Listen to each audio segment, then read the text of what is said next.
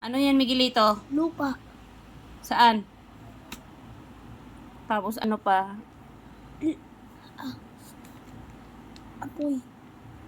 Apoy yan? Oo, meron nga lumalabas na apoy pag sinira nila yung lupa nila, di ba? Kay nakadikit yun sa bulkan. Ano yan ano yan na hayop? T-Rex. T-Rex. Malaki yan? Opo. So, ang laki ng ngipin, no? Tapos, ano yan, parang nakanganga na siya. Tapos, parang ang hahaba ng kuko niya, nakakatakot siya. Bakit mo hinaluan ng black? O, sunod. Talaga? O, ano naman yan? Buhaya? Hindi. Ano? Mga tulit. Malalaki din ang ngipin niya.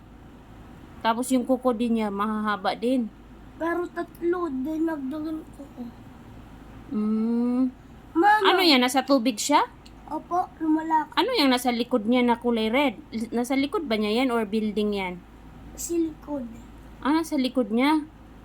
Ano yan? Di ko alam. Meron kami ganyan.